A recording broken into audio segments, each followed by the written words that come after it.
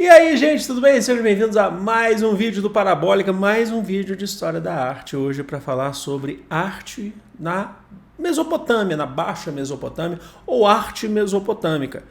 Então a gente está acrescentando aqui na nossa playlist de História da Arte voltada especificamente para Enem e vestibulares, mas se você não for um vestibulando, você pode mesmo aqui para poder debater, aumentar o nosso conhecimento. Então já se inscreve no canal se ainda não for inscrito, porque tem muito conteúdo aqui no canal.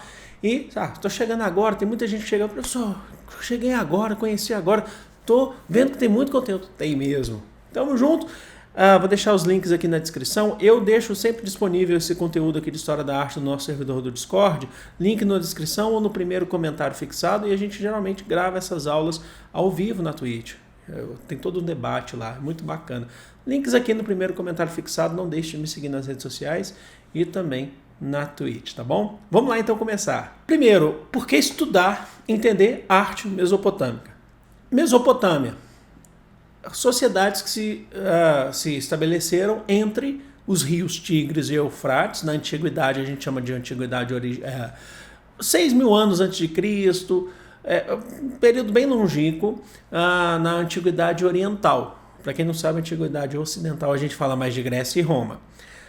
Egito, Mesopotâmia a gente vai chamar de antiguidade oriental. São várias civilizações que compõem a Mesopotâmia, entre assírios, entre sumérios, babilônicos, mas existe algo em comum entre a arte produzida por esses povos, tá?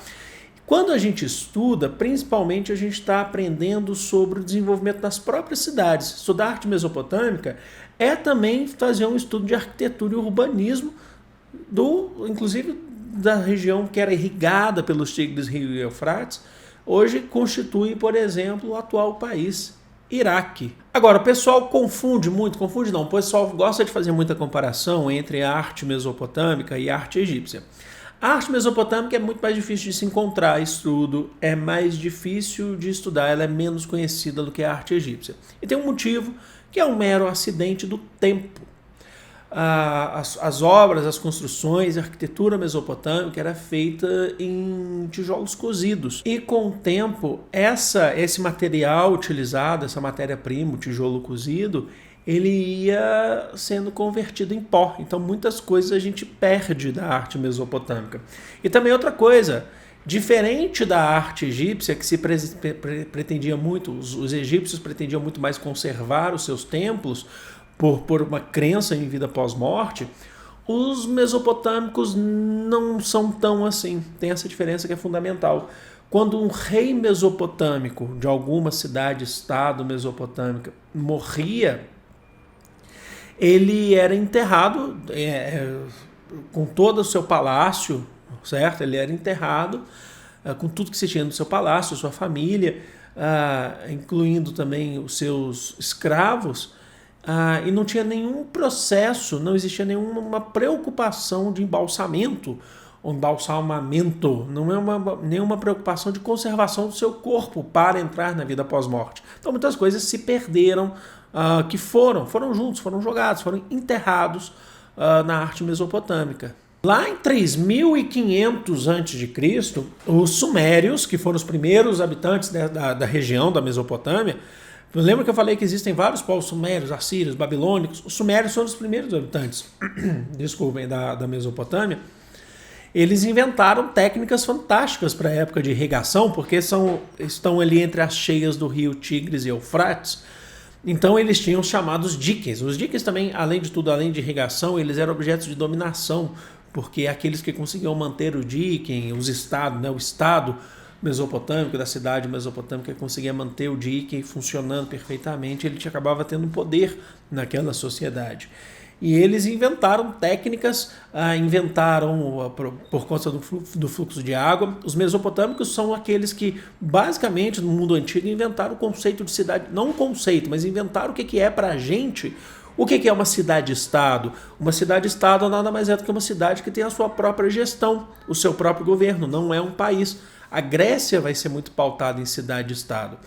Então, muitas das coisas que são construídas da arte mesopotâmica são dentro dessas cidades-estado. Além do que, lembre-se, a gente falou no nosso vídeo introdutório de História da Arte, que a arte ela está muito ligada, inclusive, à invenção da escrita. Elas são próximas, são parentes. Então eles vêm muito com a questão da escrita, as leis e a arquitetura, porque as cidades-estados elas precisam ter todo um processo de urbanização. E aí você tem, uma das grandes, famosas da Mesopotâmia, é a Babilônia, a cidade da Babilônia, atual Bagdá, Iraque, que foi chamado pelos mesopotâmicos como o berço do mundo, é onde nasceu a civilização para eles, como o rei, olha o nome do rei, Nabucodonosor, chamou a cidade, Babilônia. E na Babilônia, em meio às cheias do rio Eufrates, ergueram-se os palacetes, os palácios, as torres. Os bíblicos vão falar muito, sobre a questão, autores bíblicos, a chamada Torre de Babel.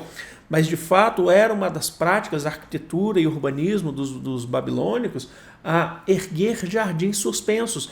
No alto das torres, no alto dos palácios, em meio àquela porção desértica, mas que também tem a cheia do rio Eufrates, ou do rio Tigres, nesse caso do Eufrates, você fazia em cima do palácio jardins com árvores, com muitas coisas, o terraço, você tinha jardins gigantescos e extremamente completos. Ali a gente tem, por exemplo, na Babilônia mesmo, o que a gente vai chamar aí de Sete Maravilhas, uma das Sete Maravilhas do mundo antigo, esses 4 terraços que são erguidos por tijolos sobre o rio Eufrates, que a gente tem árvores, arbustos, flores, tudo no alto da cidade. E segundo um autor que a gente tem usado muito aqui, lembrando que a bibliografia utilizada vem aqui na descrição, que é a Carol Strickland. Eu estou ficando sem voz, tá? Peço perdão. Mas a Carol Strickland, ela fala que os mesopotâmicos, de fato, eles foram os primeiros urbanistas. Aqueles que planejaram uma cidade, isso tem a ver com a história da arte, tá? A arte está ligada a essa sociedade, porque planejaram a cidade como uma forma de ser prática e ser útil. Então, e naquele período, a matéria-prima utilizada, blocos de tijolo, seco, as cidades eram organizadas geralmente ao redor do templo. O templo, muitas vezes na Mesopotâmia, era a organização estatal, a organização do Estado na Mesopotâmia. Os templos eram a organização do Estado. E ali em volta você tem armazéns, oficinas, o ponto de comércio, as zonas comerciais. Aí você fala, nossa, mas isso parece ser tão atual. Pois é.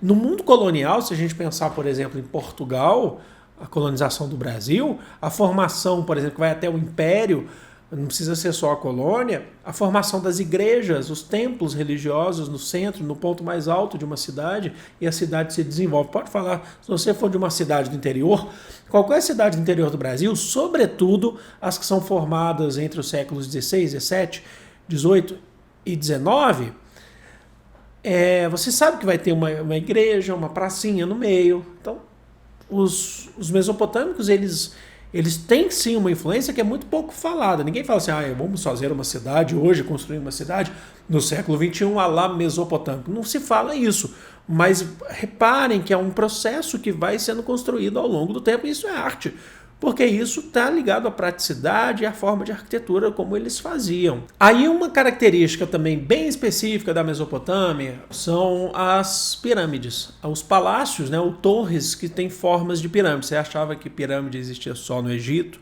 ou que pirâmide existiu também além do Egito, só também na América pré-colombiana? Não, a Mesopotâmia também tinha, só que essa pirâmide ela era acompanhada de vários outros palacetes que estavam ali em volta.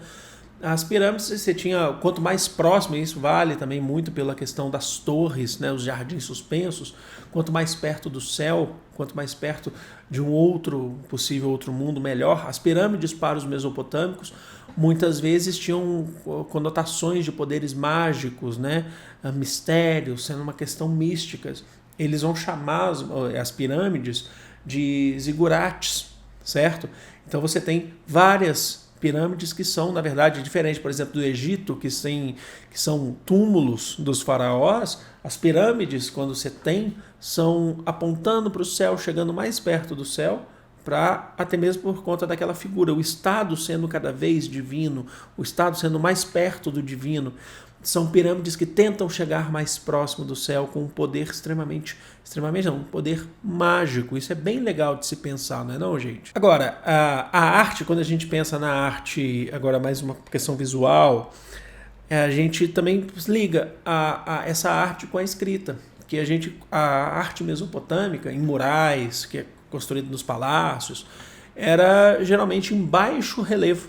É uma arte em baixo relevo, que ela era esculpida ali em baixo relevo, e assim como a escrita cuneiforme, que é cunhada nas rochas. É só a gente lembrar, por exemplo, do Código de Hammurabi, esse um dos primeiros códigos escritos da história, que gera um conjunto de leis para a Mesopotâmica, olho por olho, dente, por Hammurabi, na Babilônia.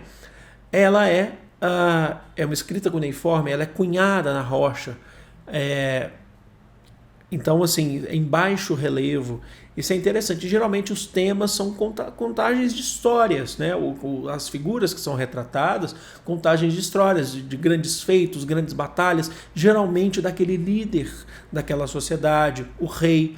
Então, assim, em alguns momentos vai se parecer muito com o Egito, mas ela é muito mais ampla. Ela não é tão fechada no Egito, sabe? O Egito era uma questão mais fechada, menos ousadia do artista. Na Mesopotâmia você tem mais trabalho em cima disso, até mais detalhamento.